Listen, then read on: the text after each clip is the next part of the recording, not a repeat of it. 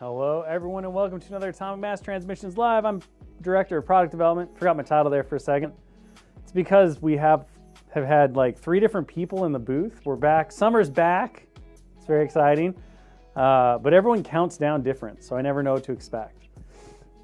Anyway, I'm Will Schick. We're going to be having some fun today and for the rest of the year.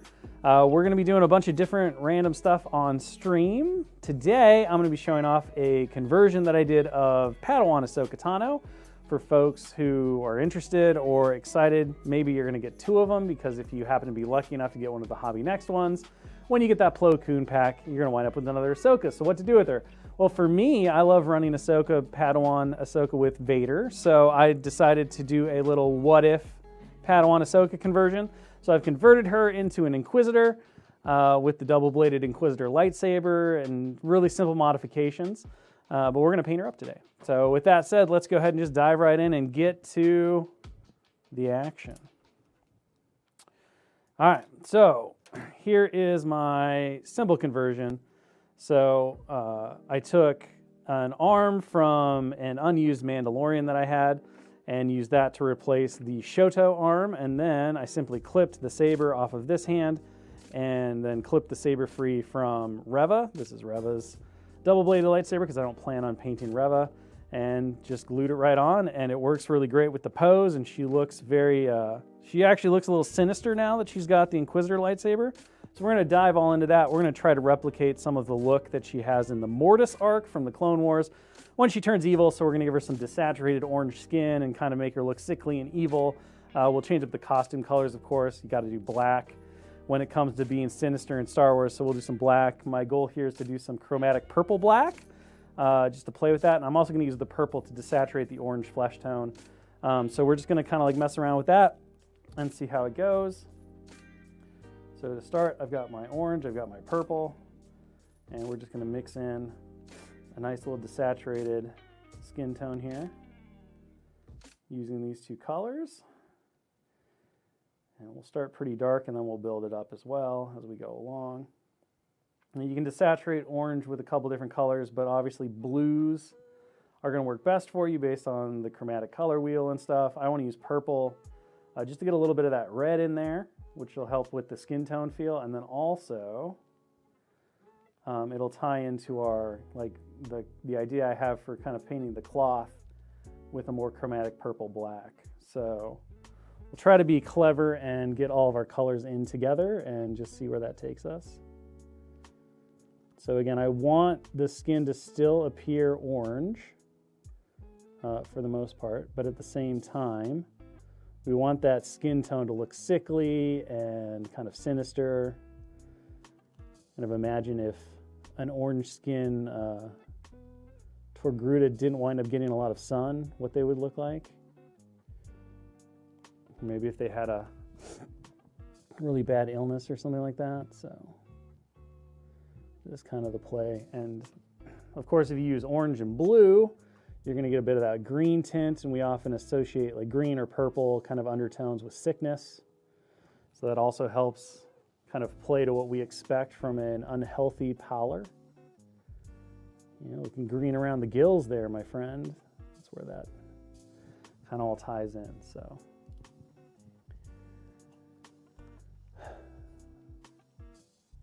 oh yeah, I got to bring that Vader in, I guess. I keep forgetting. I apologize. Side real secrets, I do need to bring in that Oils Vader all finished up for you so we can show them on the stream. I'll try to remember that for next week. And then we realized that we totally missed. That's fine, I'll fix it later. We weren't very diligent in our cleaning, but that's okay. Yoop. Or maybe we'll just paint a brand new Vader, because you know that the Vader squad pack is coming out early next year, so I have no doubt we're going to put some more paint on that stuff. And maybe we'll just do Vader in complete oils again. Why not? I like painting Vaders in oils. I think that's very fun. Add it to the schedule, Summer. I don't know if you're pandering to me or not with that but we'll just assume that the answer was yes. We'll just Ah, tacos. It is Taco Tuesday. Everyone had tacos at the office, so I forgive you then. Tacos are important.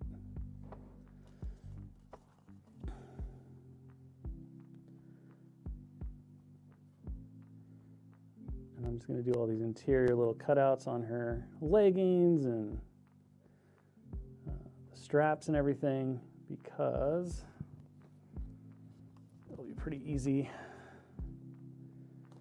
to clean up any messes since we're going to be using dark colors and not bright colors. It's a lot simpler to get in there right now than it is once all of our leggings are done, and we don't want to mess with them anymore. So we'll knock in that.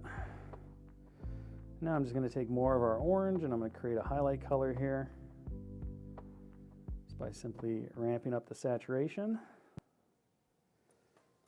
So we desaturated our orange to start, and now we're just going to start using more saturated oranges for our highlights, but that orange is going to be pretty translucent, so we can rely on that undertone to kind of come in and work with our skin tones here. And the other thing from that mortise arc is she gets a real dark kind of shadowing around the eyes, which helps make her also look sickly and kind of evil as well. So we'll add that in as we get going here on this face and everything. But we're just going to build up the skin tone and kind of layers and everything. Why does Ahsoka have an Inquisitor blade? Because this is my conversion of Padawan Ahsoka that's going to go with my Vader. So my Vader Jedi Hunter, who has that Galactic Republic tag, kind of works in between the different sections. I wanted to do kind of a thematic Padawan Ahsoka because I like running those two together. One, it feels like a fun canonical what if, and two, it works pretty well on the tabletop for the way that I like to play. So I figured, since I had a spare Ahsoka from the Plo Koon box, that I would do a bit of conversion work and make a thematic Ahsoka, and then show this off on the live stream, or get some paint on her, and also just maybe provide a bit of inspiration for folks who either wind up with a second Ahsoka, or even if you wind up with a character where you're like, I don't really know if I ever want to run this character because they don't fit into my squad or my team, and thematically it feels weird. You know, one of the cool things about any hobby miniatures game, but especially Shatterpoint because it's so character focused, is you have that opportunity to be creative, flex your imagination, and create kind of thematic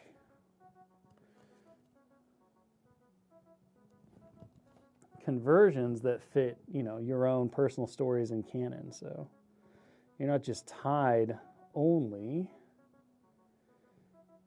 to what comes out of the pack or the box. You can always go in there and, you know, create your own cool versions of stuff. Can be especially useful if you happen to have characters lying around that you don't really plan on using. Kit bashing stuff together. Like I said, I had the Inquisitor pack, but I have no plans or desires to really use Reva, so it was a great opportunity to put those parts to good use and get a bit of mileage out of her sabers. And then, honestly, if I want to go back and use her later, I can always come up with a clever way to convert her without the double-bladed saber, or maybe I'll just do the pose with no saber and just have her doing a Jedi big leap landing. Call it a superhero landing, but we'll call it a force landing, you know, with other things. And then if, you know, depending on how confident you are with sculpting and everything else, you can get in there and do a lot of this stuff with a little bit of modeling clay. Like one of the things I considered was taking the Shoto out of the hand and then kind of converting a very specific Ahsoka double-bladed lightsaber. But because I had that extra part lying around and no real need to use it. I decided to go with the real Inquisitor blade, but a lot of different ways you could handle it. It's kind of the same for the Mandalorian hand, talking with Dallas. There was a moment where I was just going to leave the Shoto in that hand, and then she came like with all the lightsabers. She had the double-bladed one, and then she had the Shoto. That felt like a bit too many sabers. I know it sounds crazy, but it really did. So I was talking with Dallas a little bit, and he's like, what if she had like a robot hand, kind of like mirroring Anakin? Or like something that looked like more like a cybernetic hand or something. So then the idea came to maybe steal a gauntlet from somewhere and the Mandalorian Super Commandos from the core box that I don't really plan on using. Came into play and made sense there as well. So it's a lot of possibilities. That's one of the fun parts about the miniatures hobby is everything is ripe to be used in other places and wherever you need it to. All right, so pretty happy with where this is now. What brushes are you using, sir? I've just got the standard old Winsor Newton Series 7 Sables. I've got a size 2 and a size 1. Old reliables. So these are the ones, these are basically the brushes that both Dallas and I use almost all the time on stream. Unless we happen to be doing something very specific, like if you watched when Dallas was painting terrain, obviously these sizes of brushes are a little too small for that. And then if you're doing oils or whatever, you typically don't want to use your nice sable brushes on oils, but you can. It just wears them out very quickly between the white spirits and everything else. So right tool for the job or the medium is always important.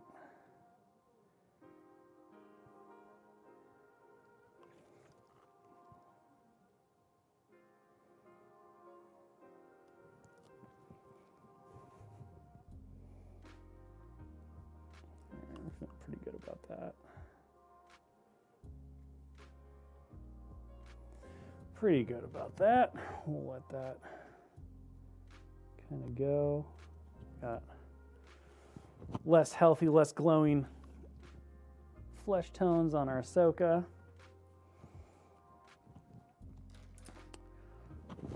And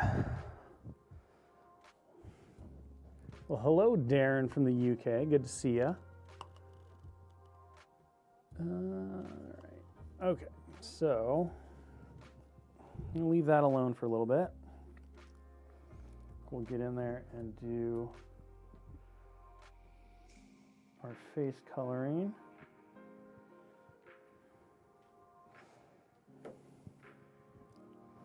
Use my little references here, so a little bit of that, a little bit of that. More. I'm just gonna use these ivories to do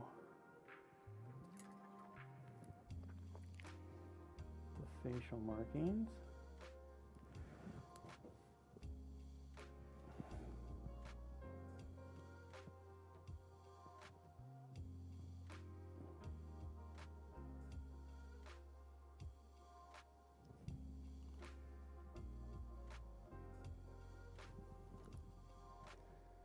Make sure paint is flowing really nice.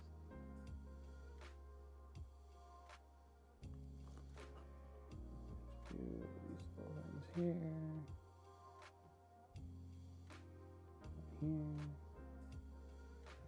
and then those do go right over the eyebrows. So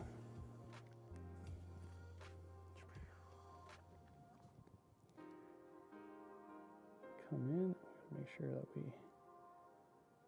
emphasize that raised eyebrow, because even though she's turned to the dark side with her master, she's still got the attitude that we all know from Padawan Ahsoka. And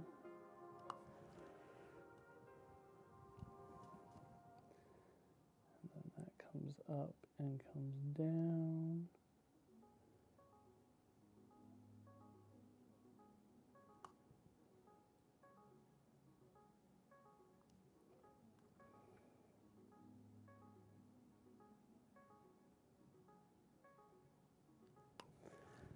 go. And then we gotta get the one on the other side.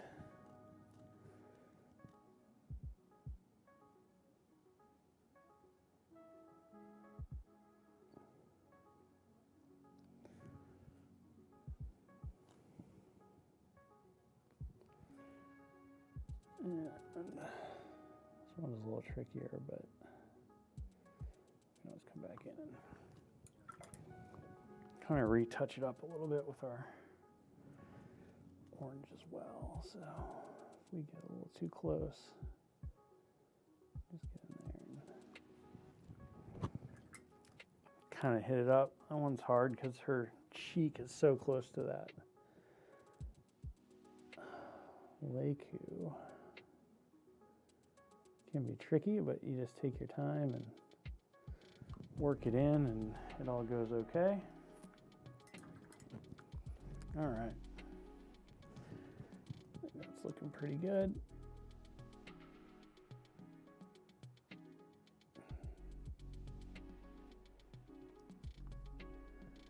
So then I'm just going to come back in and hit up some highlights here. So we'll add a bit of bright ivory to our color.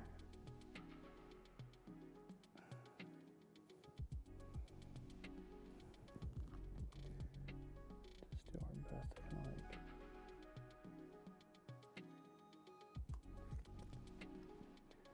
like not get those two together. Oh. There we go. Doing all the really hard focus parts first today.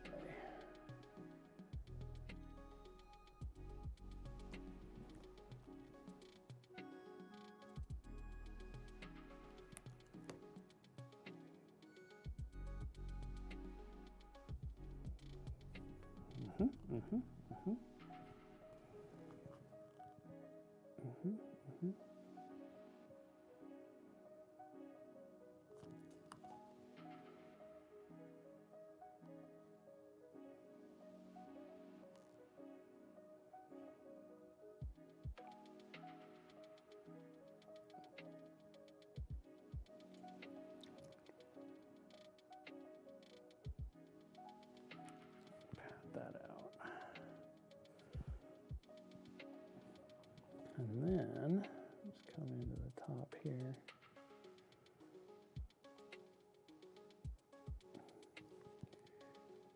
Just really quickly tap out a little bit of that. And a little bit of that. I grab some black wash. Boop. Or a lot of black wash because it comes out very quickly. Add a little purple to it.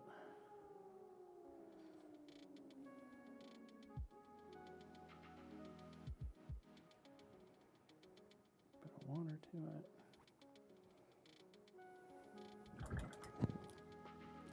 Now we're going to do the eye.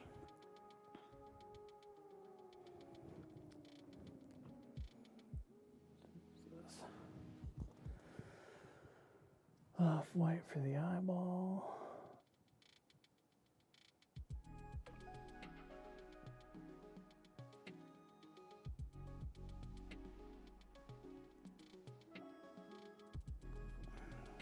And the hard one to do on camera is the other one because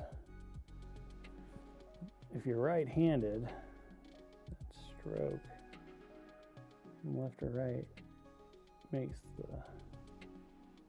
one eyeball easy, the other one hard. So normally what I do is I just flip the miniature over and then you don't have to worry about it. But you can't do that on camera because I'm trapped on this gimbal. So instead, you just have to kind of work it out as best we can, and we'll make a mistake or two and then we'll just clean it up.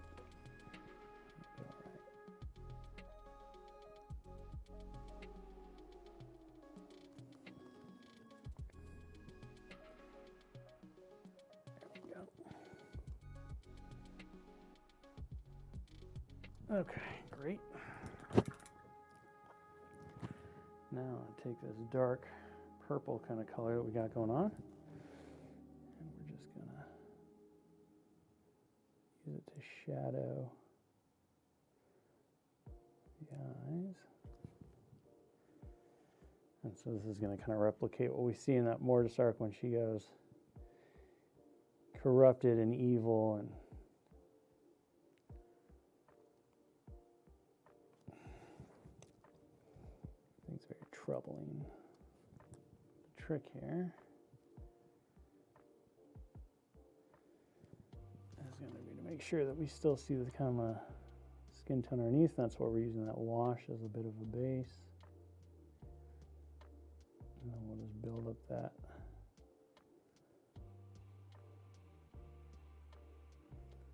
effect slowly by layers.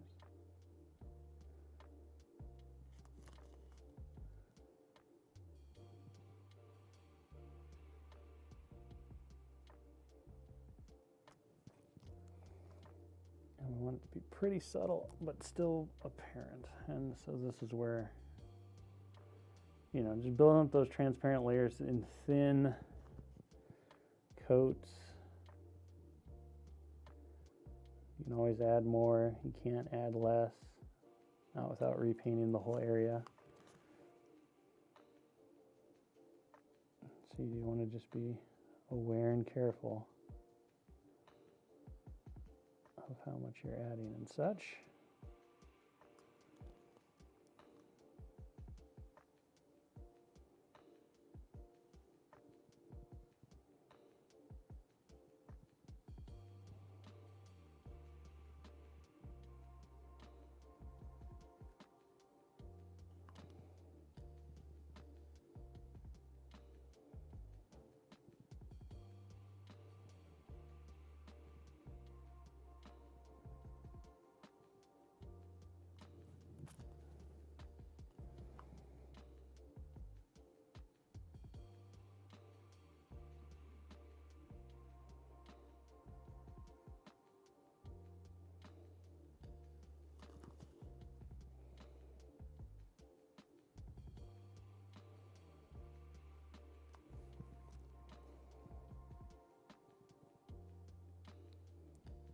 I'm just gonna like do a little feathering it down the cheek.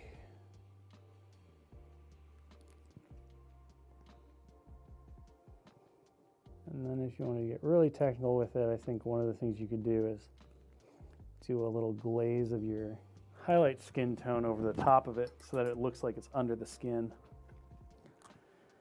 Okay, now I'll really quickly do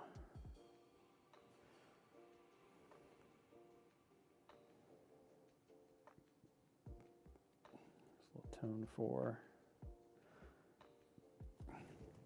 the lips.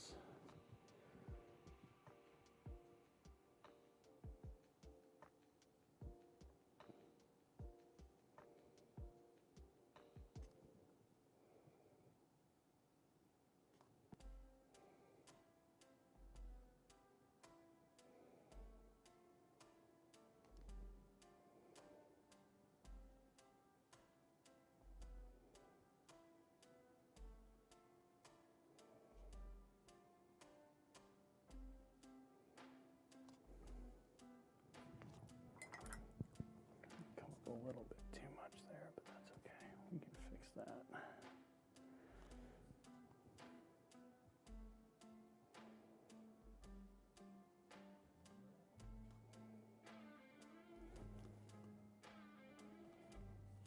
And so one of the things when you're doing lips, even on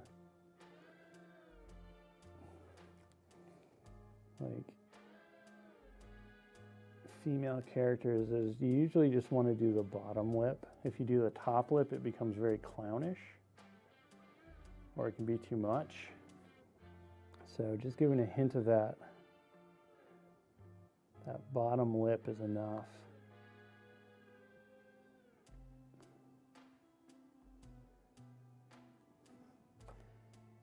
But it's one of those, you gotta kind of do it by feel. Sometimes you will need to do a bit of the top lip.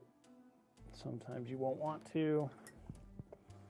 Sometimes you got to just go back and forth a little bit. It's always good to add a bit of brown to your lip color though, no matter what. Otherwise it will really look clownish. So you want that little hint of brown in there just to kind of like make it a bit more natural.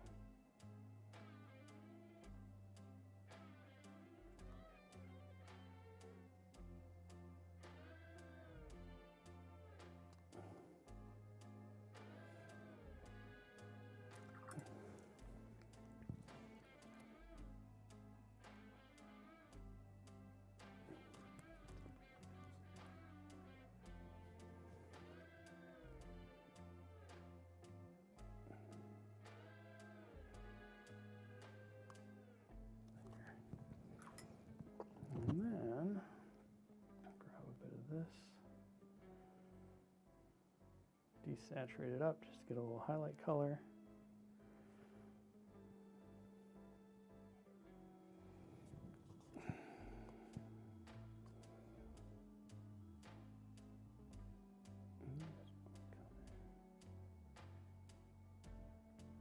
Really gently kind of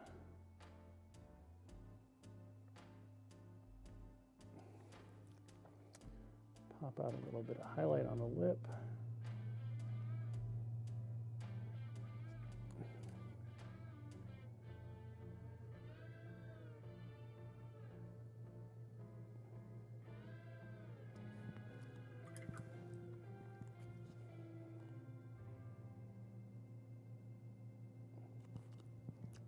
And then grab one of this. Just reestablish that line in between.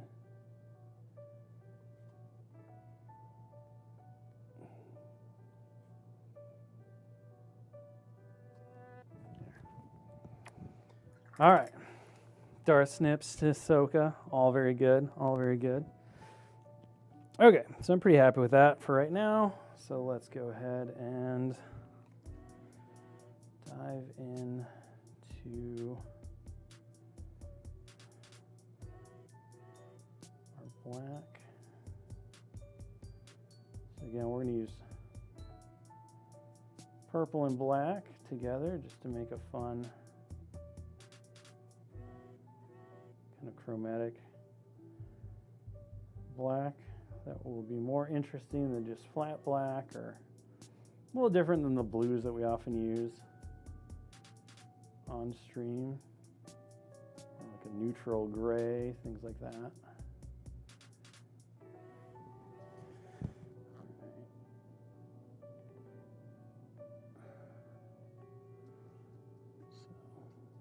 Purple black usually works very well for like alien stuff. Obviously it has a bit of a sinister tone to it, so if you're using it for, say, a Sith, purple tone can work really well as well.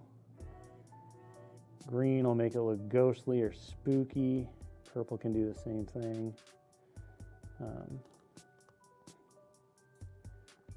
But purples are more and more common now when you look at like artwork and stuff, especially in comics and everything. You'll see a lot of purple black, whereas in the past it was, you know, blacks were mostly done as blues, and then they used the inking for the black, really.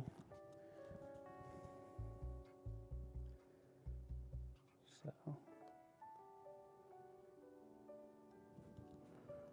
a lot of ways to approach it. Oh, we'll do the saber red for sure, because it's, you know, it's an Inquisitor saber. She's gonna be our Darth Vader Jedi Hunter secondary, so red saber all the way here. Suppose if you wanted to like maybe maintain a little bit of her, you know, goodness or something, you could make them purple. But I think this version of Ahsoka, for me, we've gone all in on the dark side. We signed up for the newsletter. We paid our membership dues. Like, we're in. We're in.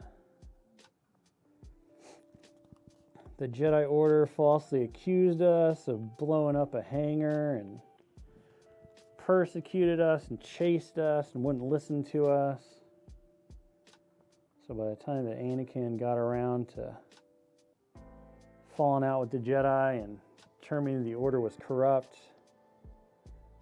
we ran into each other again, these two, like they met back up, and he explained to Ahsoka how he was going to change things for the better and fix all the problem with the corrupted Order, and she was in. She decided to follow her master's path all the way in this version.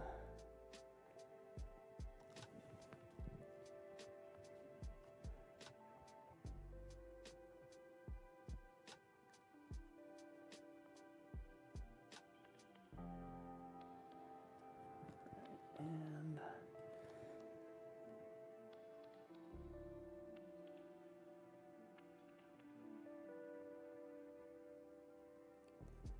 do these little arm straps, which are like my least favorite thing to paint because they're very fiddly, but they exist, so let's get in there and just do it.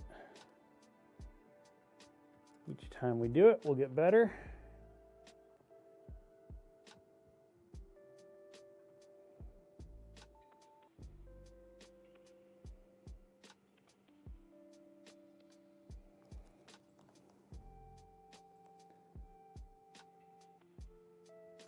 We'll just do our best to work around the skin tone, but if we make a mistake, it's okay. We can always go back and adjust later.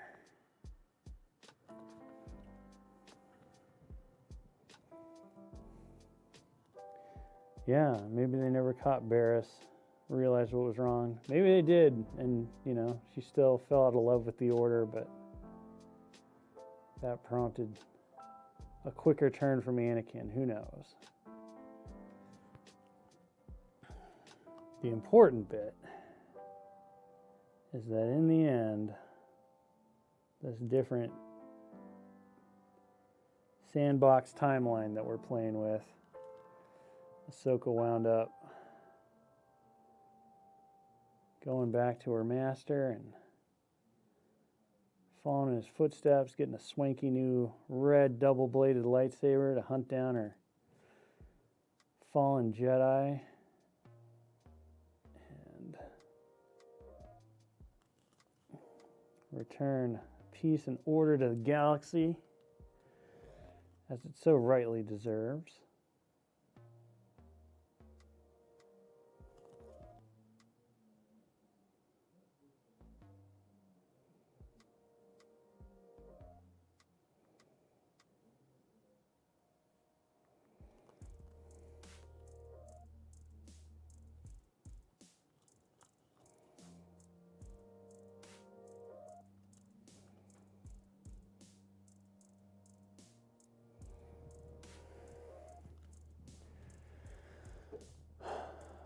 Evil handmaidens. Ooh, what color would they have? They already got a pretty good, like, I guess I would just deepen the red, take it to more of a crimson or a maroon. Throwing in some blue in there. I think personally that's what I would do. You could go, if you wanted to keep like the little sunrise motif, you could go like red to black instead of sunrise, more sunset. Could be fun.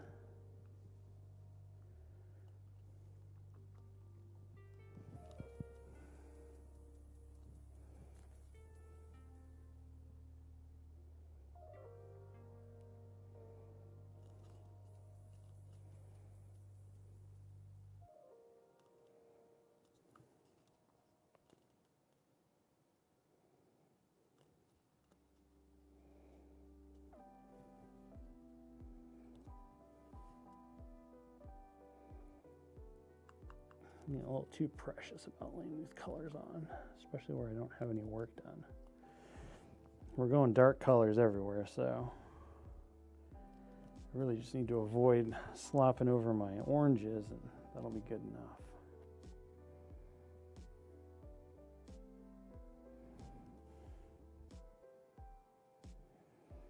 Okay, another base coat there. I think we're gonna do that way. So let's go in and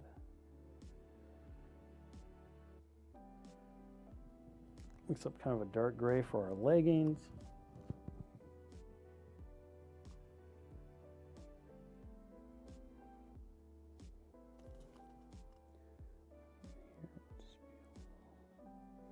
A little more cautious around our orange areas because we don't want to necessarily get in there. We've already done that little process, so if we can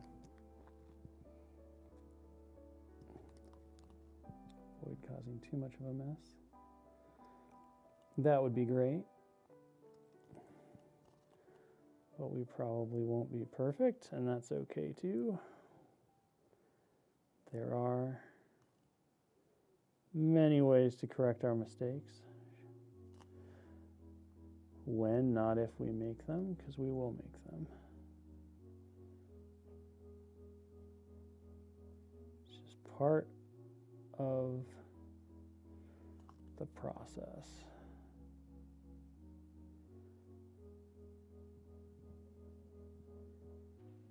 Part of the process is going to be a whoopsie-doodle here and a whoopsie-doodle there, and that's okay.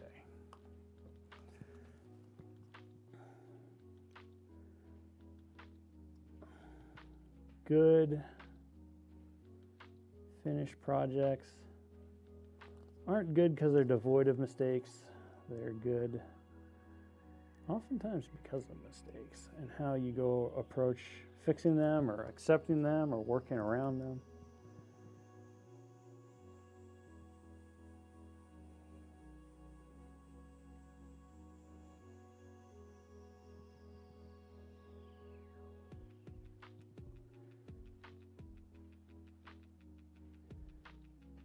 We got some good Halloween vibes from this color palette as well, because we got the purple and the orange, and the blacks and everything. So in an unexpected way, this is also kind of timely based on the season here.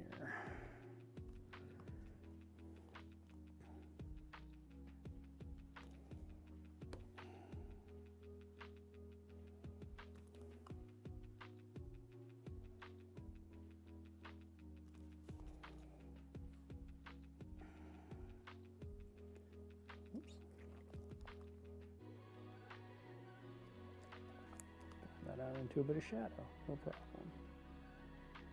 I do the hands like they're gloved because it feels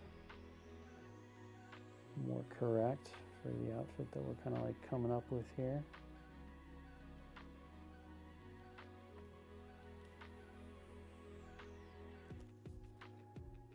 It'll also somewhat show our little chop job that we did.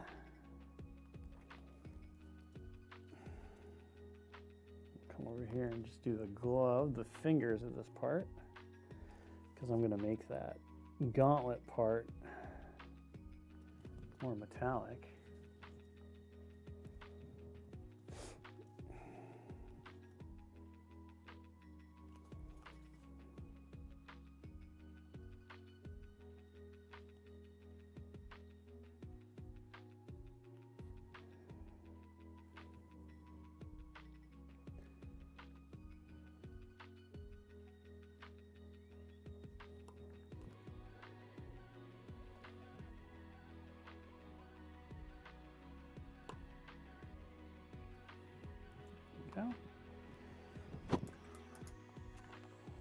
I think just for that splash of color, a little black to our burnt red.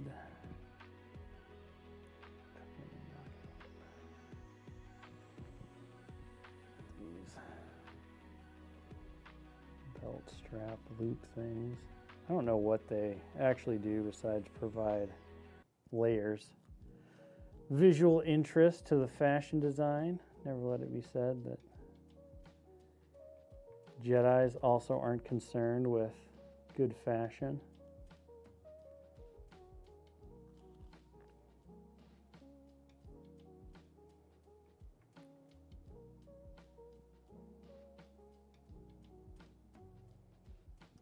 That with our red as well. Which kind of ties back to a little bit to her original costume. Give that a little bit of nod to it with the burgundy reds and such. Often finding those little throwbacks to a character's canonical look can make alternate color schemes look all the better. So it's good to think about maybe throwing in a dash of the character's common color, or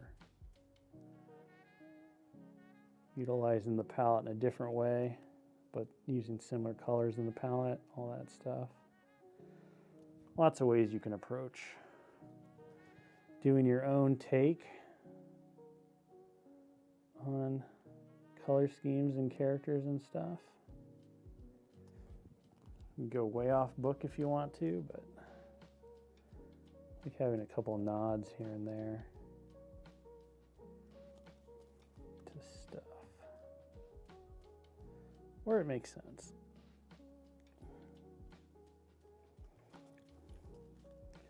Where it makes sense, it can be good to do.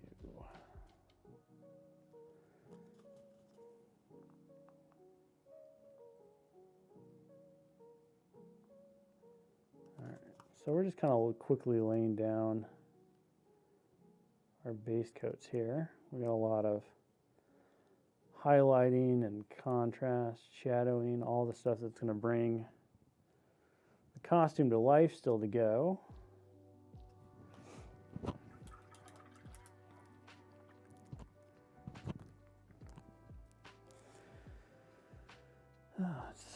Just really quickly. Metallics on. I like getting to a point to where you can kind of see, generally with all the base coats laid down, where the miniature's going. A bit of a sketch phase, if you will, because having a base coat color down doesn't stop you from changing your mind and changing the colors. Maybe you decide you don't like the red, or we don't like where the black is. Instead of finishing an element, we can get an idea of what the total composition will look like. And then from there, we can start finalizing areas and sections. Or we can change up our plan of attack.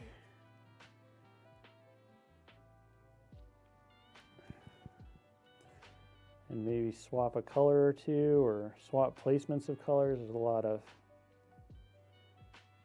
flexibility and freedom. And well, you can do that after you've completed an area with all of its highlights and shadows and everything.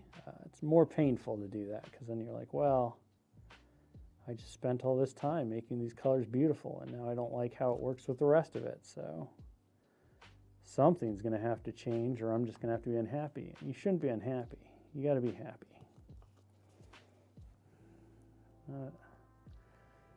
Being satisfied with your work is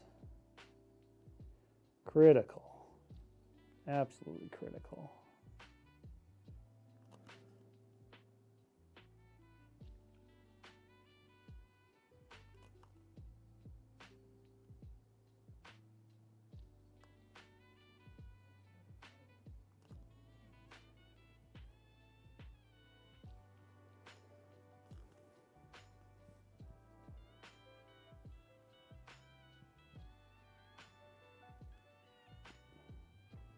Kind of jumping ahead a little bit, but whatevs.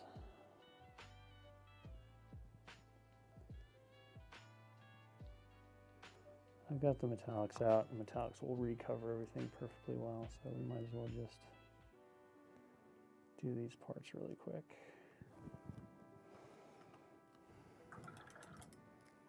And we dive back into our color here. Catch these little areas that we missed.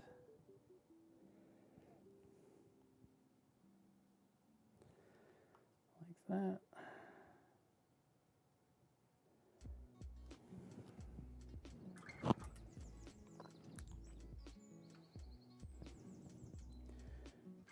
Reestablish these base coats so they're nice and solid.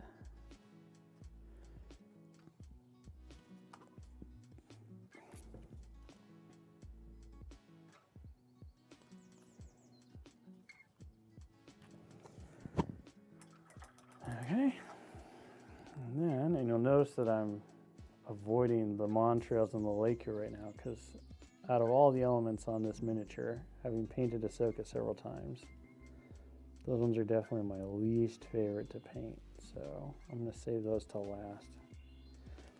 Kind of like that vegetable you don't like. You just leave it on your plate until the very end. And people will be like, if you just ate it first, you'd enjoy the rest of the meal. But they're wrong. Because then the taint of that gross vegetable would be in your mouth the whole time. You see, that's why you save it for last.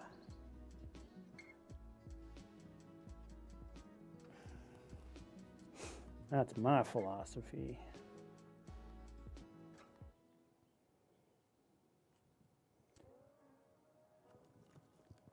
Oops.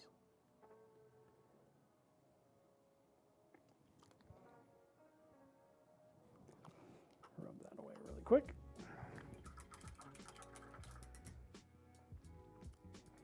Okay, let's do our saber. So the way that I like to do, especially Sith sabers, the red ones, is I'll do orange first.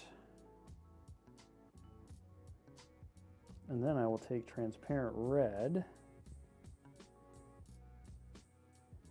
And I'll do the transparent red over the top of the orange.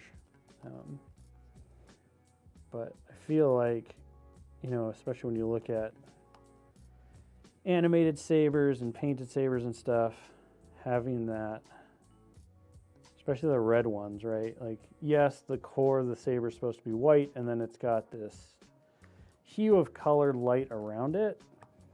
But obviously, we can only paint what's physically there. I can't paint a invisible light hue. So there's a lot of different techniques and ways people approach the challenge of doing the saber effect. You could paint it red and then go in with some white and knock out a white core, and think about, no matter what, you have to think about where your viewer or your romance angle is going to be and do your core that way so you can maintain some of your color, because if you try to make it work from all angles, your saber is just going to be white, and that's obviously not going to work. So you got to leave enough color on there that it functions. And so that presents its own kind of hurdles and challenges. And using those transparent colors, for me, has definitely been the way I've seen the most success, or at least gotten results that I've been very happy with. So it is still how I do it.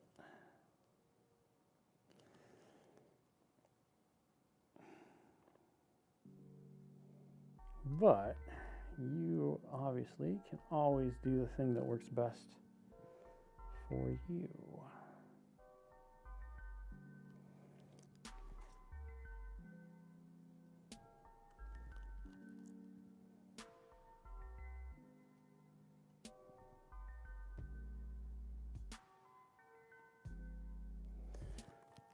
I'm just giving that saber orange a little bit of a chance to set up and finish.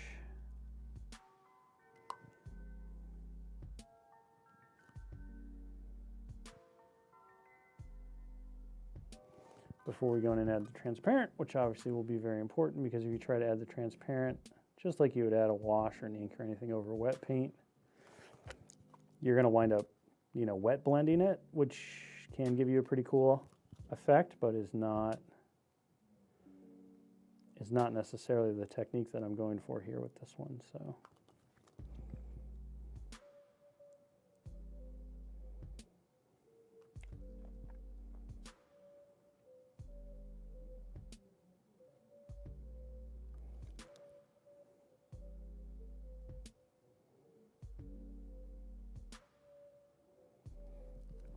blend that color out just a little bit. Then go into this red, add some more red.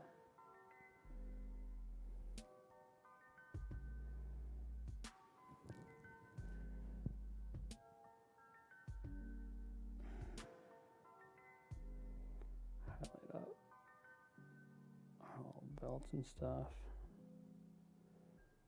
We have that nice foundation of dark on there.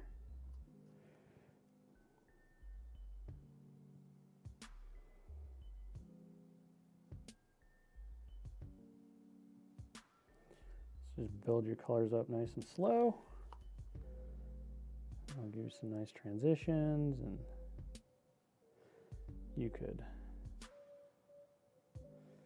also do some stippling on this, which would build up some really great texture. Stippling can be great for leathers and such.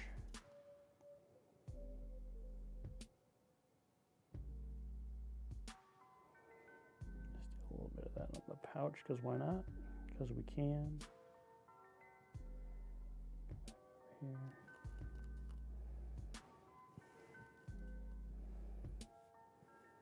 Let's go into this orange. Why not? Create a bit of a highlight with the orange, just to tie all of our colors together.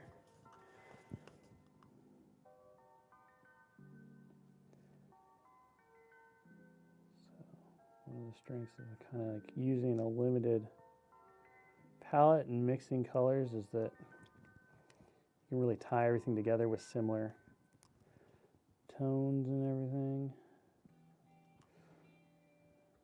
Go watch some really fascinating stuff on like the Zorn palette, which we're not doing here, but is a wild art technique that uses very minimal number of colors, and you just have to mix everything that you want together. But because you start with a shared basis of like 3 colors plus white and black, it creates really cohesive looking final compositions, and also just gives you the opportunity to really flex your abilities at color mixing and blending and all of that stuff. So it can be very interesting. Not that I want those raised areas necessarily to stay red. I think I'm going to go in and do them metallic at some point, but for right now, whatever.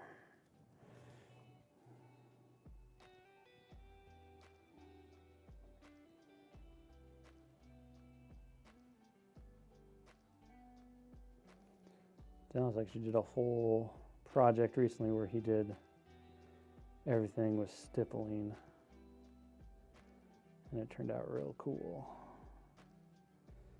So something we definitely should do a bit more of on the stream as far as the technique goes. But you're getting a little bit of it here just because that's where my mind went for this leather stuff, was what if we just kind of like roughed in some color that way. Okay, I think that's pretty good, so we'll go to our transparent red.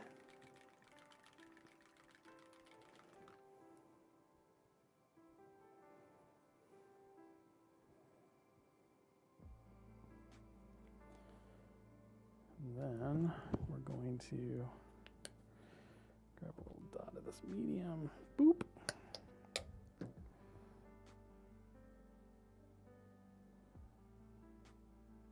Just mix those two together. So we want to thin out this transparent red a bit. And then we're just gonna pull it over.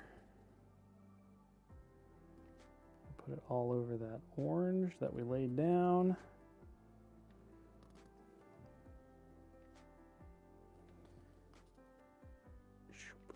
And you'll be like, well, this doesn't really look any different. And as it dries, it obviously goes more transparent. But also, now what we're gonna do is once we have kind of that transparent red down,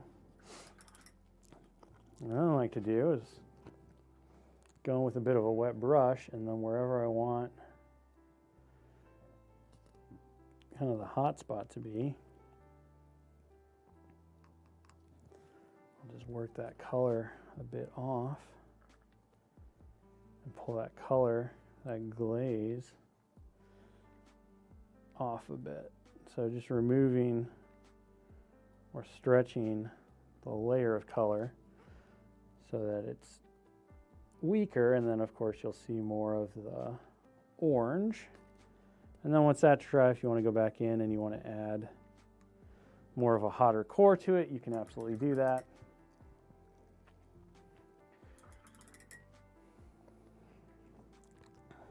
And everything else. Okay, we've got 3 minutes. Summer!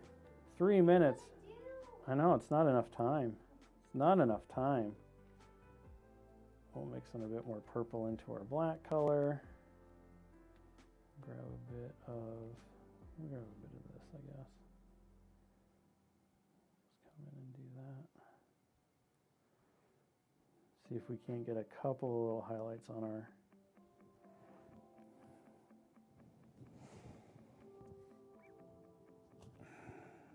costume here.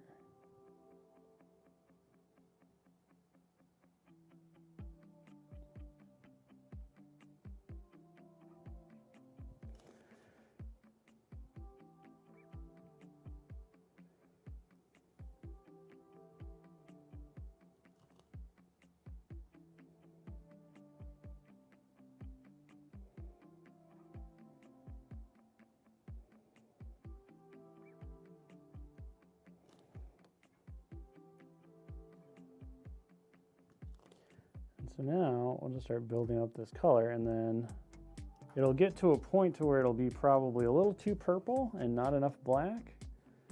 But my step at that stage, which we won't get to today,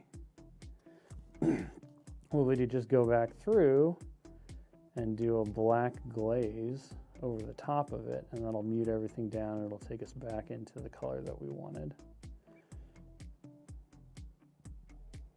But obviously, if you look at blacks, right, they're always going to be defined by those highlights. And so you've really got to push your highlights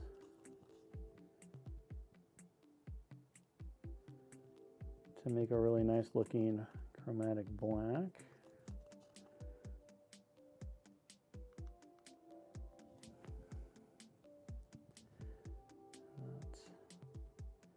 Kind of part of the back and forth to it, but you'll get to a spot where you don't need a lot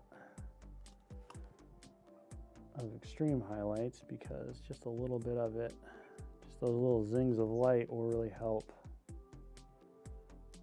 define and show off the color, and it will still maintain black. So black is tricky just because you need those highlights. They're really important. But you also have to be very cautious about overtaking the black with too much highlight. So it's a bit of a tension back and forth with just the right amount.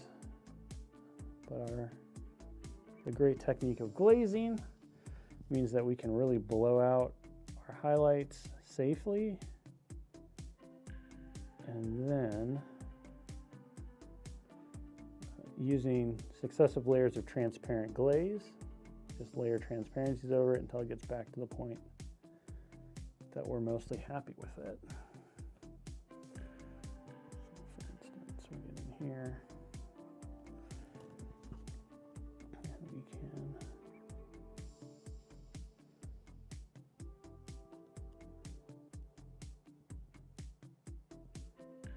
Using those really important zings of color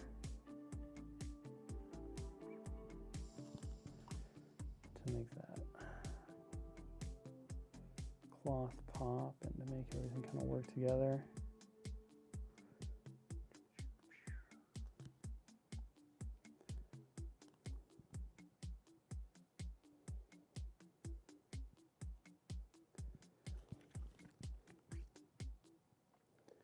Maybe even blend it out a bit just so that we get that smoother transition.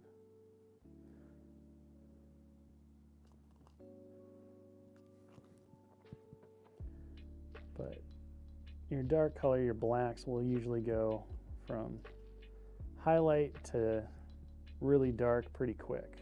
So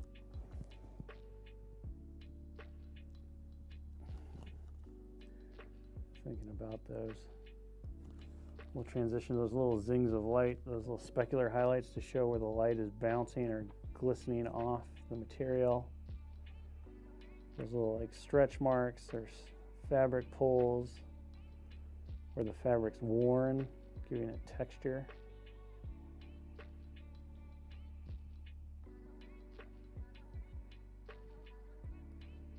How the motion of everything works.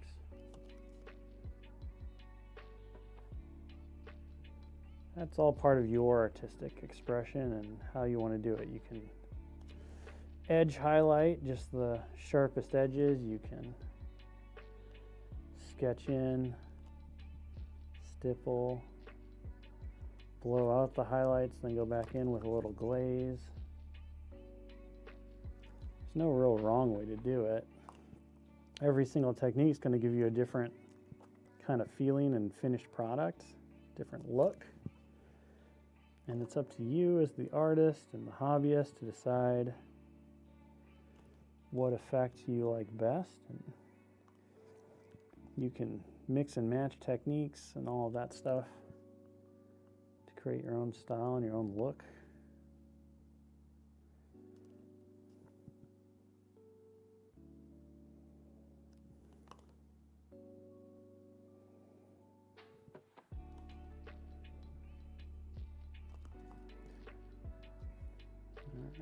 Okay,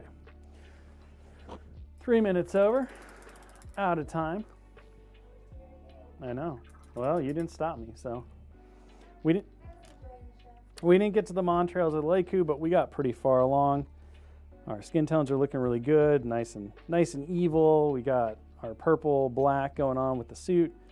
Need to get in there and add, of course, more definition into our grays and our metals and everything else. But a couple more hours in this fine Sithy Ahsoka will be ready to go and to join her Master Vader Jedi Hunter on the Shatterpoint tabletops.